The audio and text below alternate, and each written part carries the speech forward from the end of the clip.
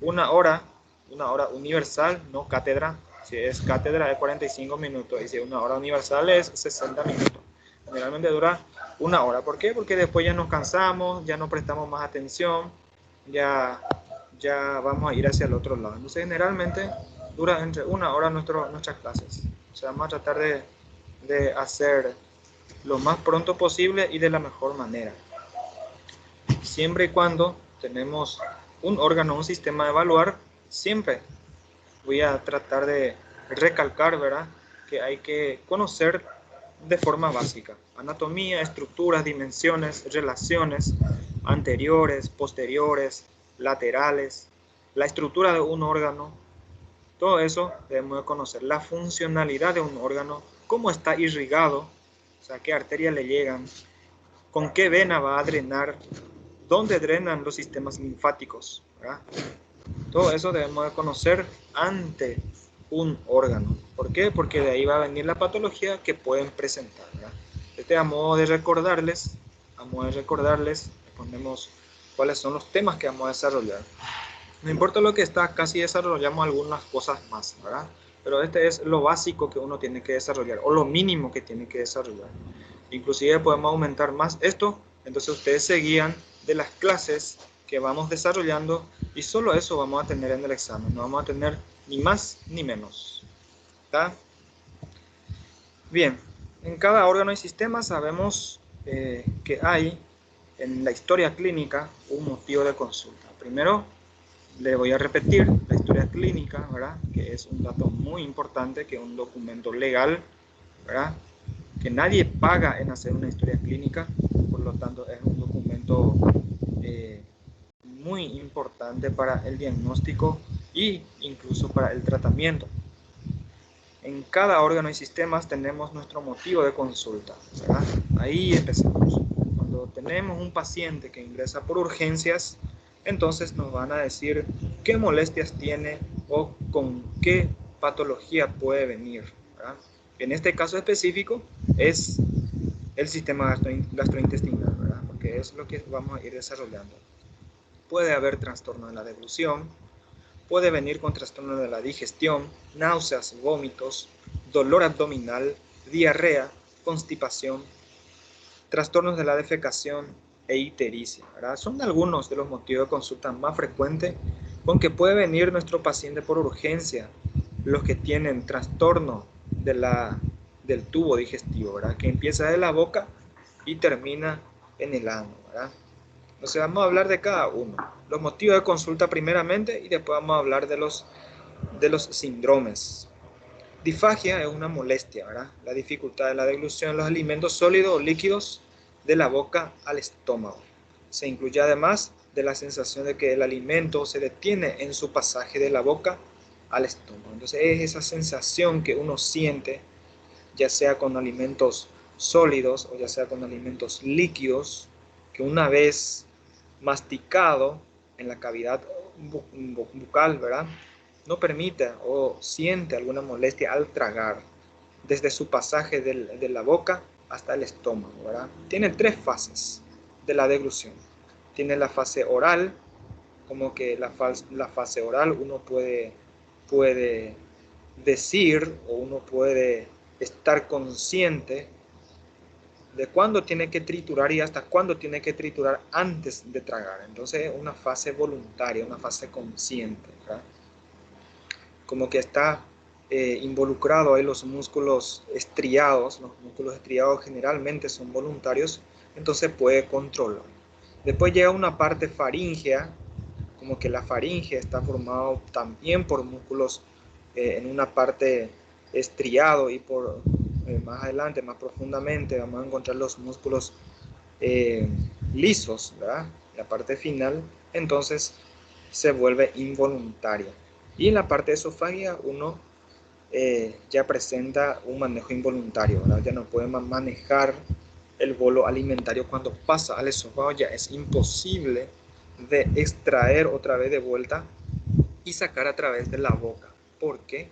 Porque estos músculos están inervados por un sistema nervioso involuntario, un sistema parasimpático que por sí solo, cuando siente el bolo alimentario, ya empieza su peristalsis, ¿verdad?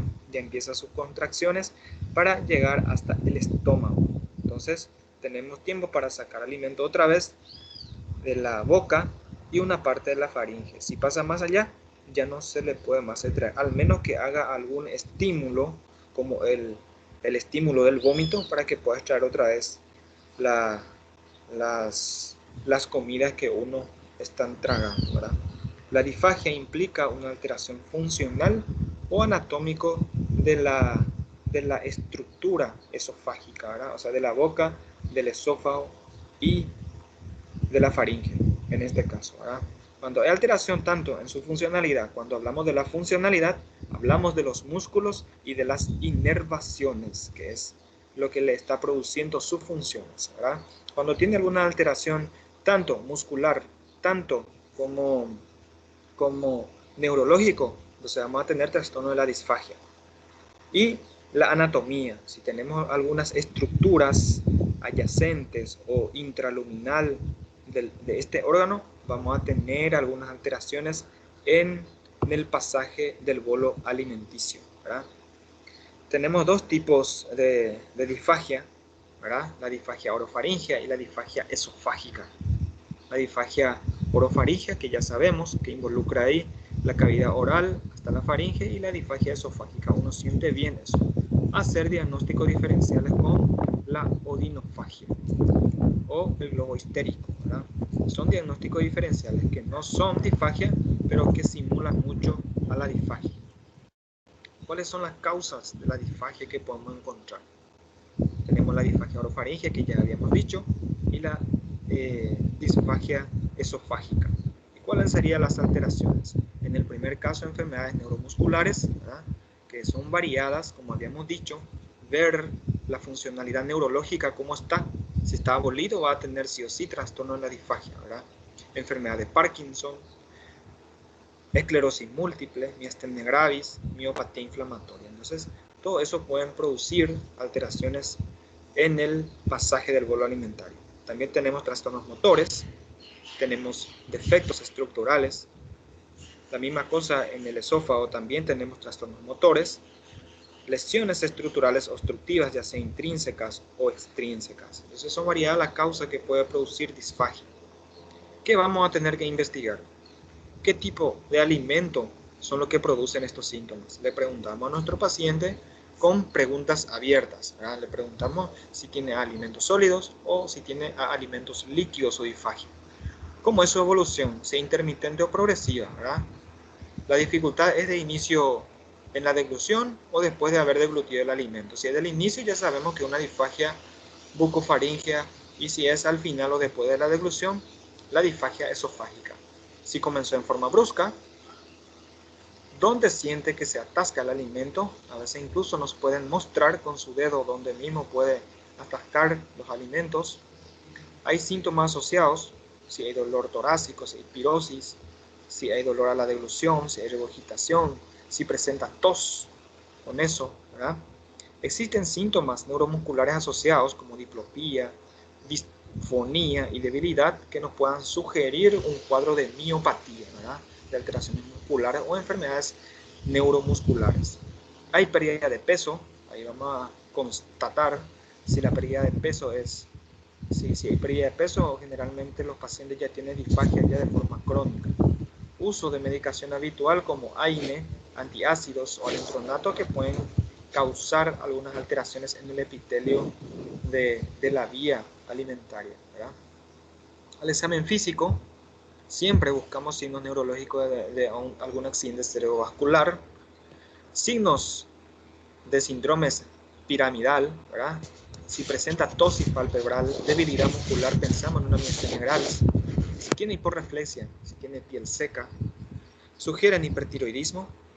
Si tiene adenopatía cervical supraclavicular o algún cáncer cervical, ¿verdad?, que pueden manifestarse de forma aumentada estos ganglios cervicales o supraclaviculares. Si tiene algún tipo de esclerodactilia o telangiectasia, que podemos sospechar en esclerodermia. Que hay enfermedades complementarias, podemos pedir a nuestro paciente, si sospechamos de un problema de disfagia y queremos saber la etiología, ¿verdad? O por qué produce disfagia. Pedimos un esofagograma con vario, ¿verdad? Que un colorante, se le hace tragar a los pacientes, se les saca rayo X y ahí vemos el dibujo del esófago o de la vía digestiva para ver si hay algunas alteraciones ya sea estructurales. Podemos usar la videofluoroscopía, podemos usar la esofagoscopía, que es un tipo de endoscopía también, para ver, y aparte eso nos va a servir para extraer alguna muestra y estudiar a través de la biopsia. Manometría esofágica, gammagrafía con alimentos sólidos marcado con TNS 99 y la nasofaringolaringoscopía. También nos pueden servir para evaluar entonces qué alteración podría tener el esófago.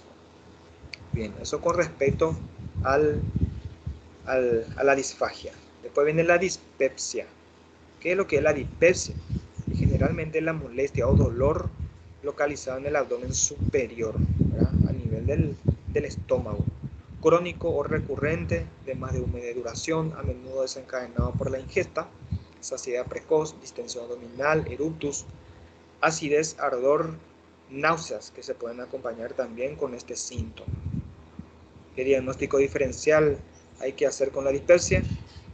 Dispepsia esencial idiopática no ulcerosa, la dispepsia causada por úlcera péptica, cáncer de estómago, litiasis vesicular, litiasis, pancreatitis crónica, cáncer de páncreas, parasitosis intestinal, lesiones causadas por antiinflamatorios muy frecuentes que son los AINES, ¿verdad? Aspirina, hierro, antibióticos. Son causas o son la agresión que puede causar dispepsia en nuestros pacientes. Entonces, preguntar bien todos esos datos si es que nuestro paciente nos refiere que tiene dispepsia. Es diferente que sea dispepsia o disfagia. Disfagia es el trastorno a la deglución y dispepsia es el trastorno a la digestión de los alimentos.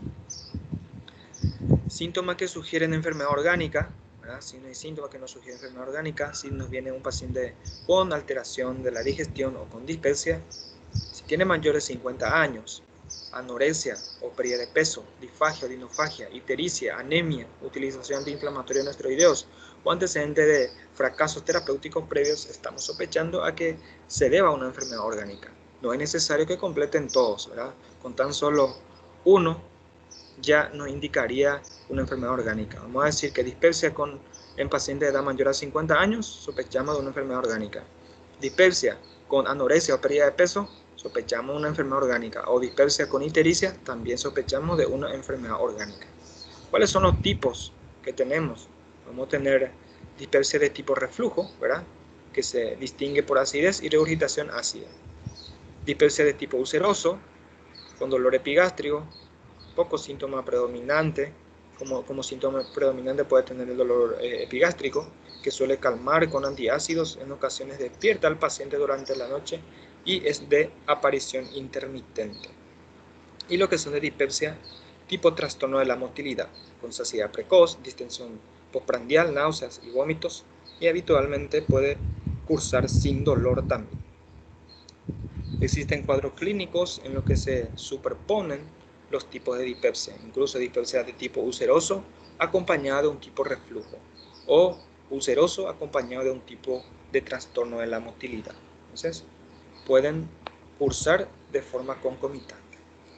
Para buscar la etiología, vamos a suponer que diagnosticamos la dispepsia a través de todos sus signos, síntomas, historia clínica.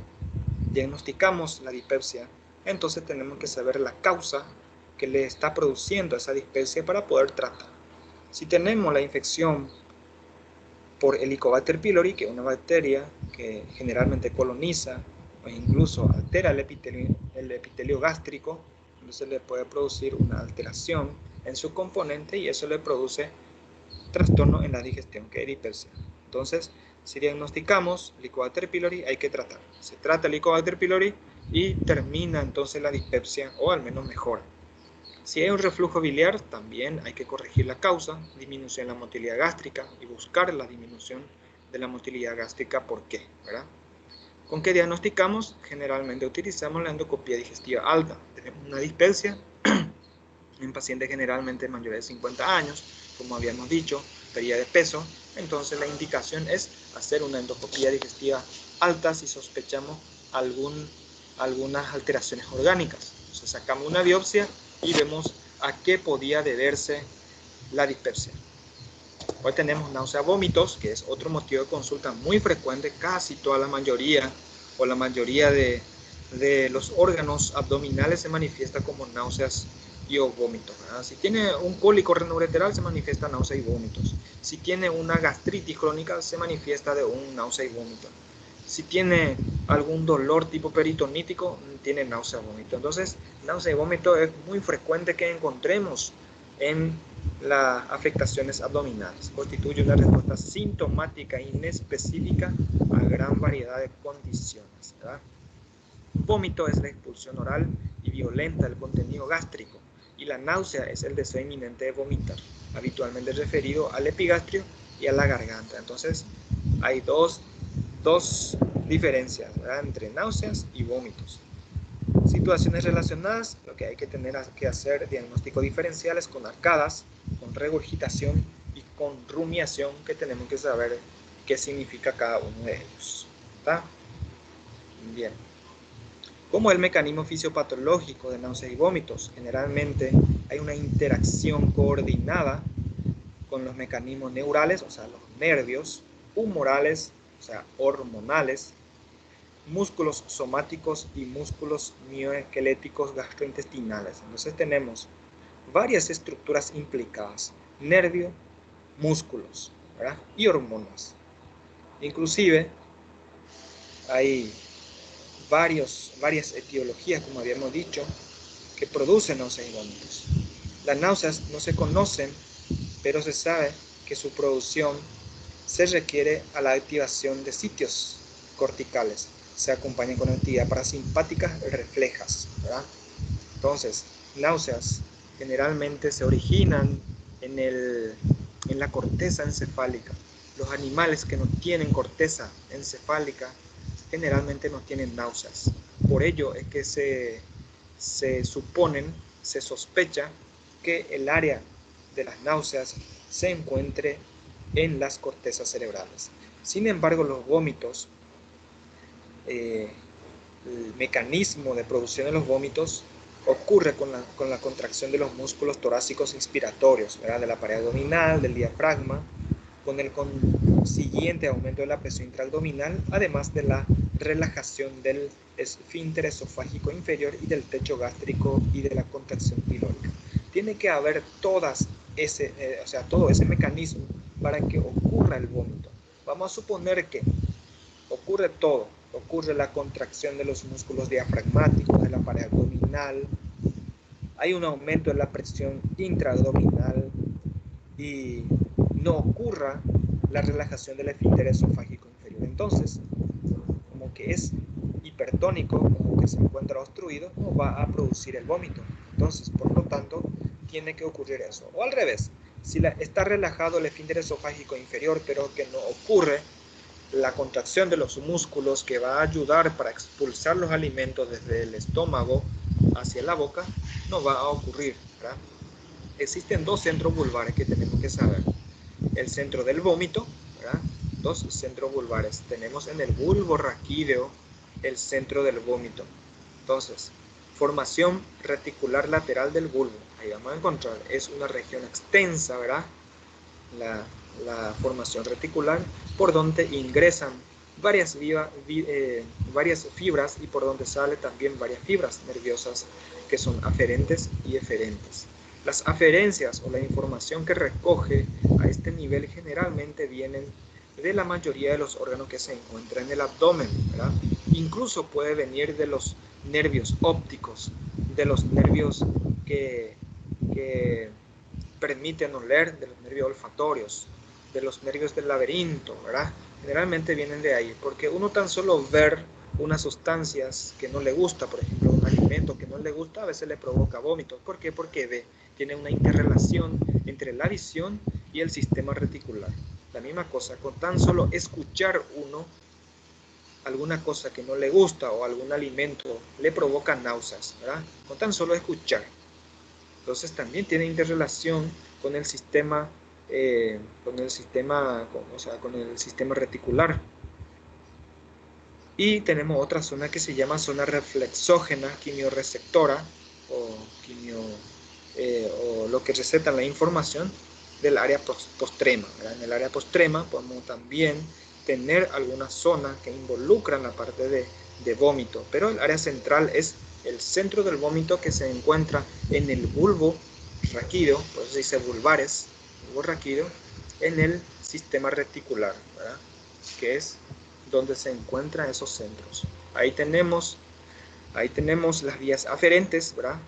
Que pueden llegar a la corteza, al tronco cerebral, el tubo digestivo, de la zona quimiorreceptora o gatillo, del corazón, de la faringe, de las vías vagales. Aferencia significa los estímulos que llegan o de dónde van a recoger la información. O sea, vamos a suponer que en el corazón hay un infarto, pues ahí se estimula el centro del vómito que va a llegar al sistema reticular y va a responder por las vías eferentes que va a salir del órgano, o sea, del sistema reticular, y va a responder eso. Puede estimular al nervio frénico para la contracción del diafragma, a los nervios espinales para la estimulación de los nervios intercostales y abdominales, y en el nervio vago, ¿verdad? Para diferentes vísceras. Por ello es que cuando hay un estímulo o hay una respuesta, se contraen esos músculos diafragmáticos, se contraen esos músculos, incluso se pueden abrir el esfínter esofágico inferior y ahí se produce el vómito, ¿verdad? Es ese mecanismo que utilizan para que pueda ocurrir náuseas y vómitos. ¿Qué tipo de vómito podemos tener? Si es después o inmediatamente de un alimento, podemos tener vómito alimentario. Podemos tener, si por ahí hay algún sangre, podemos tener hematemesis. O si los vómitos son muy prolongados y repetitivos, podemos tener vómitos fecaloides, ¿verdad? Tiempo del vómito. Hay que preguntar también o hay que ver si los vómitos es de mañana, antes del desayuno, si es después de la ingesta, si es varias horas después de la ingesta, si hay un vómito continuo o si hay lo que se llama síndrome de los vómitos cíclicos. Entonces hay que preguntar, cada uno de eso nos va a orientar a algún tipo de enfermedad en específico, ¿verdad? Los signos y síntomas acompañantes al vómito. Puede acompañarse con dolor, puede acompañarse con alivio del dolor después del vómito, puede acompañarse con pérdida de peso si es crónico, acompañarse por vértigo, zumbido, fiebre de causa infecciosa, diarrea, mialgias, ¿verdad? Son los síntomas generalmente acompañados a náuseas y vómitos. ¿Qué complicaciones pueden tener? Pueden tener algún tipo de laceración de la pared esofágica inferior, ¿verdad? Lo que se llama síndrome de Mayory-Weiss. Vomita y de repente posterior a esos vómitos va a presentar algunas estrías de sangre. ¿Por qué? Porque lacera la pared, porque hay un aumento brusco de la presión a ese nivel, entonces lacera la pared del esófago y puede salir con estrías de sangre. Otro signo o otra complicación más frecuente en los pacientes secuelares, incluso en los pacientes añosos, son la broncoaspiración. Entonces sale contenido gástrico con la glotis abierta, entonces broncoaspira a nuestro paciente y puede causar lo que se llama neumonía por broncoaspiración. En el contexto clínico, siempre cuando tenemos náuseas, vómitos, vemos que es una urgencia abdominal, ¿verdad? Urgencia, y ver la causa inmediatamente.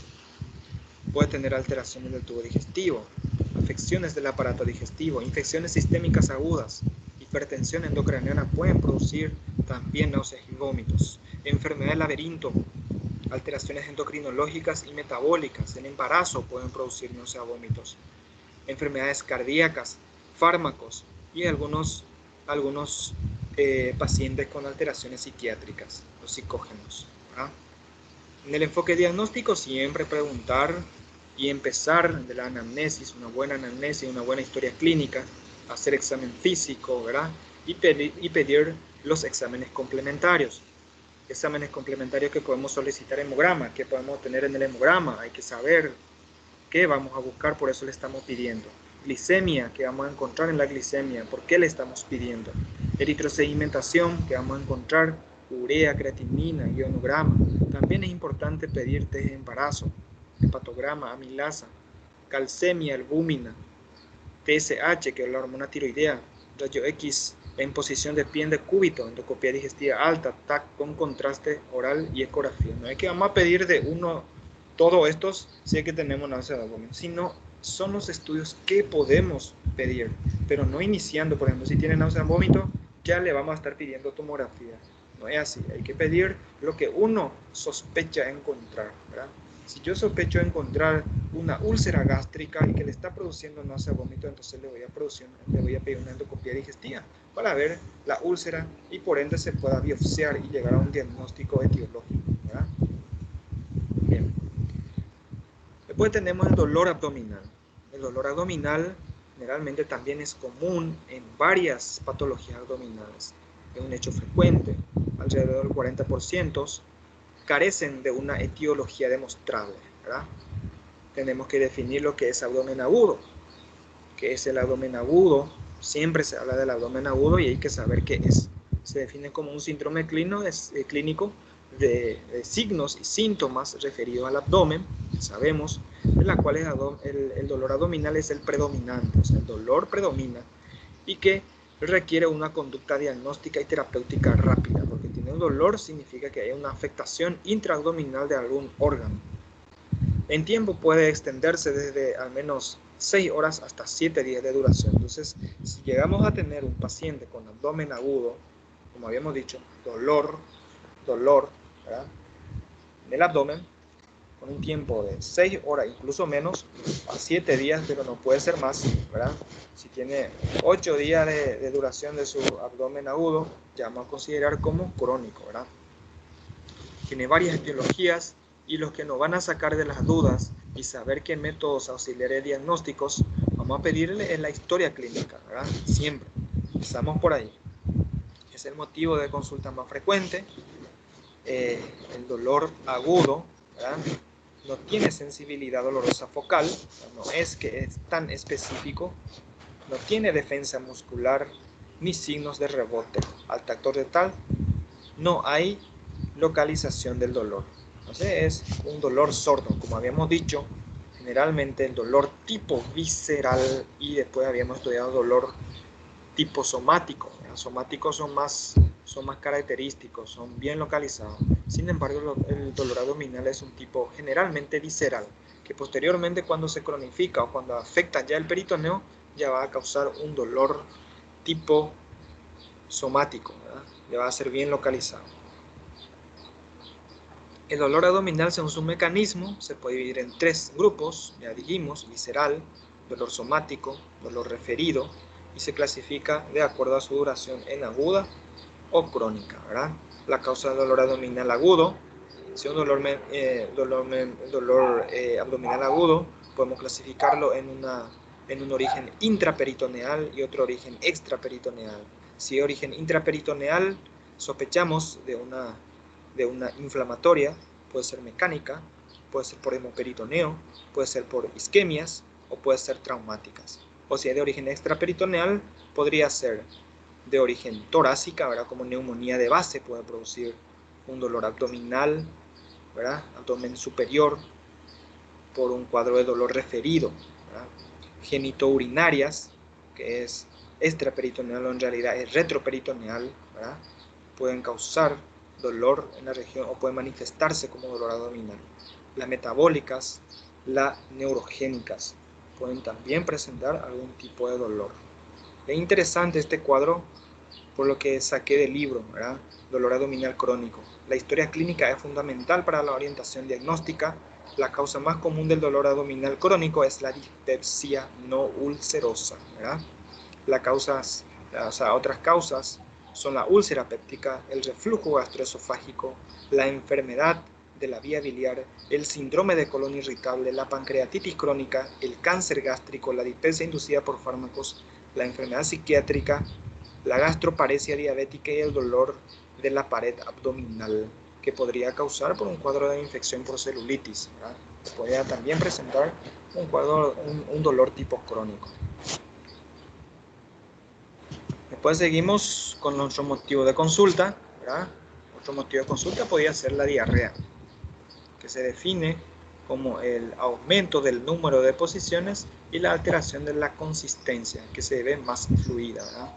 Por lo general acompañado de náuseas, vómito, dolor abdominal y fiebre. Generalmente cuando hay una gastroenteritis, que es la causa más frecuente de diarrea, de causa viral y después bacteriana, ¿verdad? Va acompañado de náuseas y vómito, dolor abdominal y fiebre. La diarrea hay que saber, investigar, ¿verdad?, cómo se produce fisiopatológicamente. Entonces más adelante vamos a estar hablando del mecanismo fisiopatológico con que se produce. En un principio hay que saber la ingesta, o sea, el ingreso y el egreso de los líquidos. Ingreso es ya sea por vía oral o por otra vía, ¿verdad? Tanto internado puede ser el suero fisiológico como entrada, como ingreso de líquidos. Y el egreso de los líquidos. Hay que saber de forma fisiológica cuándo el ingreso y cuándo el egreso de los líquidos en el sistema digestivo diario, ¿verdad?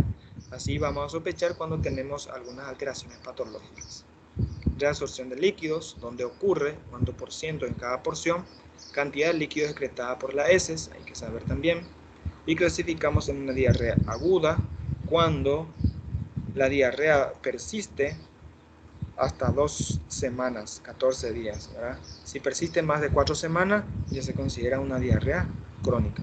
Ahí tenemos en el cuadro que ustedes van a ir leyendo después los mecanismos fisiopatológicos y los microorganismos que pueden producir diarrea aguda y lo que pueden producir diarrea crónica, ¿verdad? Ahí están bien clasificados.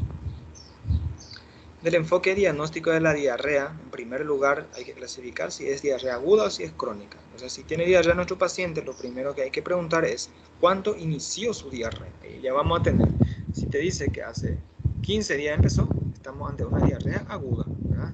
Si te dice que hace un mes que empezó, estamos ante una diarrea crónica, ¿verdad? Primero entonces es clasificar si es aguda o si es crónica. Y si es crónica, evaluar si es funcional o si es orgánico la causa. Duración, que habíamos dicho. Antecedentes epidemiológicos, ver la epidemiología de dónde viene nuestro paciente. Molestias similares anteriores. Antecedentes de alimentación puede ser también por una alteración en la alimentación que puede producir diarrea. Signos y síntomas acompañantes, ya sea fiebre, ya sea dolor, ya sea náuseas, vómitos, ¿verdad?, que generalmente se acompañan. Y al examen físico lo que nos interesa en los pacientes que tienen diarrea es el estado de hidratación de nuestro paciente. Vemos que tan deshidratado está. Si pierde mucho líquido a través de las heces, a través de la diarrea, seguramente nuestro paciente va a estar muy deshidratado. Entonces, la primera intervención es hidratar, o sea, actuar en consecuencia primero. Y después ver si podemos llegar a un diagnóstico. Pueden producir fiebre, motilidad intestinal alterada, ruidos hidroaéreos, son los que tenemos que evaluar. Método auxiliar de diagnóstico que utilizamos, podemos pedir un laboratorio de rutina, si sospechamos alguna otra patología que podemos diagnosticar a través de hemocultivos, a través del extendido de materia fecal, o incluso podemos hacer cultivo de materia fecal para ver el diagnóstico etiológico de nuestros pacientes. Lo que indican gravedad de la diarrea aguda infecciosa, gravedad, si tenemos diarrea importante en un paciente adulto mayor de 70 años, no se grave la situación, así también el estado de deshidratación, fiebre elevada, dolor abdominal grave en un paciente mayor a 50 años, síndrome disentérico e inmunocomprometido, ya sea por VIH, algún trasplantado o tratamiento con quimioterapia. Entonces, son los que nos pueden indicar que la diarrea aguda está grave, ¿verdad? Y los criterios que sugieren una diarrea crónica orgánica, ¿verdad?, ver si la duración es de menos de 3 meses, si hay deposiciones diarreicas nocturnas, pérdida de peso mayor a 5 kilogramos, velocidad de eritrosedimentación acelerada, anemia o hipoalbuminemia. Son lo que nos va a indicar entonces si es una enfermedad orgánica o si es otra cosa. Otro motivo de consulta frecuente es la constipación, generalmente aparece en los adultos mayores, presencia de 2 o más de las siguientes manifestaciones: durante más de 3 meses y sin el uso de laxantes. Si tenemos menos de 2 evacuaciones por semana con materia fecal dura, entonces nuestro paciente está constipado. Si tenemos materia fecal dura con evacuaciones forzadas, nuestro paciente está constipado. Tenemos evacuaciones forzadas con cesación de evacuación incompleta, estamos ante una constipación. O si tenemos al menos 3 de ellos, podemos sospechar de una constipación, ¿verdad? Se puede producir por alteración de la consistencia, alteración de la motilidad, alteración del calibre intestinal y alteraciones de la evacuación rectal. Eso puede producir la constipación. Hay varias clasificaciones de la constipación. También vamos a tener la constipación de origen extratorácico y del origen mecánico estructural o de origen funcional, ¿verdad? Con sus etiologías respectivas que van a estar leyendo después posteriormente ustedes. ¿Cómo vamos a diagnosticar? Se debe investigar sobre la existencia de elementos de alerta indicativos de un trastorno orgánico peligroso, o sea, lo que nos puede indicar algún cuadro de neoplasia o de cáncer, ¿verdad? De colon, por ejemplo. Pueden presentar constipación reciente, persistente, pérdida de peso, puede tener hematoquesia, que es la pérdida de sangre mezclada con la materia fecal, puede tener anemia, edad mayor a 50 años, antecedentes personales de pólipos colónicos y familiares de cáncer de colon. Entonces ahí podemos sospechar de que nuestra constipación sea debido a una neoplasia. Hacer un buen examen físico y después pedir nuestro diagnóstico complementario, ya sea endoscopía digestiva baja, colonoscopía, tomografía axial computarizada, son los que nos pueden indicar o orientar hacia un diagnóstico más preciso. Y por último, el trastorno de la defecación, ¿verdad? Normalmente la defecación indolora y se evacua materia fecal formada sin sangre ni secreciones amarillentas. ¿Cuáles serían los trastornos de la defecación? Dolor a la defecación, hemorragia a través de la materia fecal, secreción a través de la materia fecal, pujos y tenesmos, síndrome disentéricos y diarrea y constipación. Son todos trastornos de la defecación, ¿verdad? Las principales etiologías podrían ser lesiones cutáneas mucosas, pueden ser hemorroides, inflamación anal-rectal, fisuras anorrectales, prolapso rectal, abscesos y fístulas perianales, tumores benignos y malignos, son los que pueden producir entonces trastorno de la defecación. Ictericia ya habíamos dado, ¿verdad? Seguramente en un principio de la materia, o sea, en un principio de la semiología en generalidades, y cuáles podrían ser las causas. En este apartado es interesante saber si la ictericia es prehepática o si la ictericia es poshepática. Entonces, tratar de clasificar de esa forma y ver cuáles serían las causas de la prehepática, hepática y poshepática, la causa de la ictericia. ¿Está bien? ¿Alguna pregunta hasta acá? Creo que estoy hablando de más. Creo que no hay preguntas. Sí, súper, excelente. Entonces, vamos a hacer un pequeño receso de 5 minutos para tragar la saliva y después seguimos con la otra clase. ¿Le parece bien? Tranquilo, doctor. Súper, vamos a tomar agua mientras.